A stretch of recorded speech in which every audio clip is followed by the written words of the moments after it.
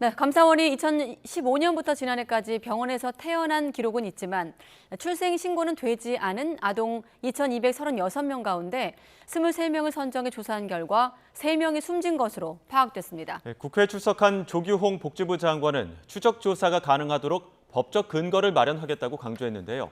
자세한 내용 국회 취재기자 연결해 알아보겠습니다. 박광열 기자. 네, 국회입니다. 네, 냉장고에서 영아 시신 2구가 나온 사건과 관련해서 국회에서 긴급 현안 질의가 있었습니다. 어떤 내용이 오갔습니까? 네, 오늘 국회 보건복지위원회에 출석한 조규홍 복지부 장관을 향해서 관련 질의가 나왔는데요.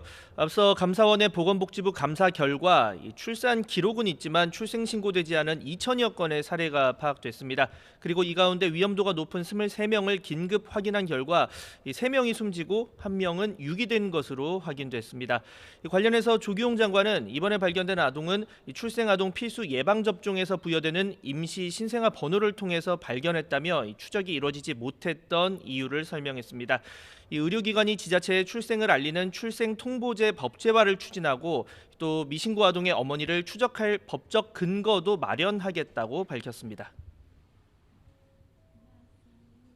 병원에서 출산하고도 출생신고 안 된 아기가 2,000여 명인데 그러나 병원에도 가지 않고 병원 밖에서 출산한 아기는 누구도 모른다는 사실이에요.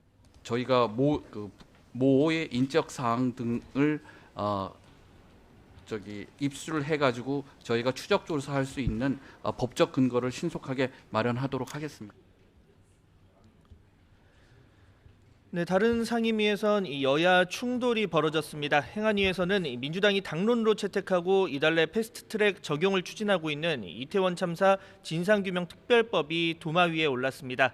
민주당은 국회 차원 진상조사가 있었지만 허위 증언과 증언 번복, 부실한 자료 제출로 명확한 조사가 이뤄지지 못했다며 특별법의 필요성을 강조한 반면 국민의힘은 동의할 수 없다는 뜻을 재차 밝혔습니다.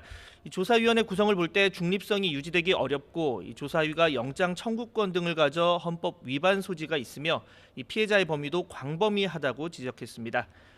과방위 전체회의에선 장제원 위원장이 출석하지 않은 가운데 여당에선 박성중 간사만이 나왔고 야당이 제소 가능성까지 내비치며 항의한 끝에 곧 산회했습니다.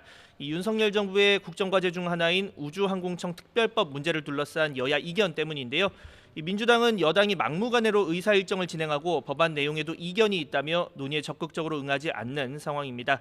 관련해서 장제원 위원장은 오늘 YTN과의 통화에서 민주당이 우주항공청 특별법 논의에는 참석하지 않으면서 다수당이란 점을 이용해 일방적으로 전체 회의를 열었다며 회의 불참과 사회권 이양의 이유를 밝혔습니다. 그러면서 6월 말까지 관련 입법이 마무리되지 않으면 연내 개청이 어렵다며 민주당의 전향적인 자세도 거듭 촉구했습니다. 네, 후쿠시마 원전 오염수 방류를 둘러싼 여야 공방전도 치열한 상황인데 민주당 이재명 대표가 재차 장외 여론전에 나선다고요? 네, 그렇습니다. 민주당 이재명 대표는 1박 2일 일정으로 강릉을 찾았습니다. 동해안의 대표적인 어시장인 주문진 수산시장을 방문해서 어민 등 현장의 어려움도 듣고 관련 대책을 논의했는데요. 내일은 현장 최고위도 여는 등 오염수 방류 관련 서명운동에 이어 장외 여론전의 수위를 높이는 모습입니다. 여기에 민주당은 후쿠시마 오염수 관련 국회 특위를 구성하고 청문회를 열기로 한 약속도 지키라며 여당을 재차 압박했는데요. 박광온 원내대표의 관련 발언 들어보시죠. 시간이 많지 않습니다. 7월이면 도쿄전력이 후쿠시마 핵물질 오염수를 바다에 방류할 것이라는 이런 시간표까지 나오고 있기 때문에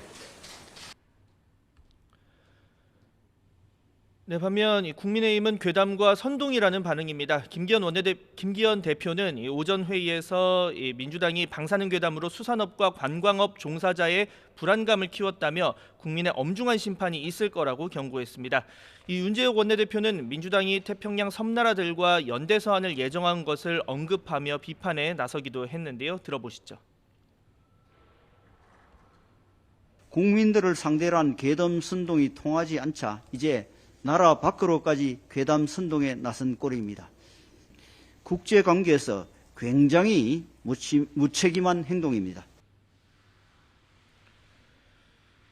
네, 노동 현안을 놓고도 여야는 상반된 행보를 보이고 있습니다. 국민의힘 노동개혁특위는 이 중대재해처벌법 관련 현장 방문에 나섰습니다. 내년 1월 27일부터 5인 이상 50인 미만 영세사업장에도 조치를 소홀히 해서 중대산업재해가 발생한 경우 사업주 등을 처벌하는 중대재해처벌법이 적용될 예정인데 관련 어려움을 청취한 겁니다. 반면 동일노동 동일임금 관련 토론회에 참석한 이재명 대표는 최근 정부 여당의 관련 법제화 추진에 대해서 이 비정규직의 정규직 임금을 맞춰 끌어내리려는 것 아니냐는 의문이 든다고 날을 세우기도 했습니다. 지금까지 국회에서 YTN 박광렬입니다.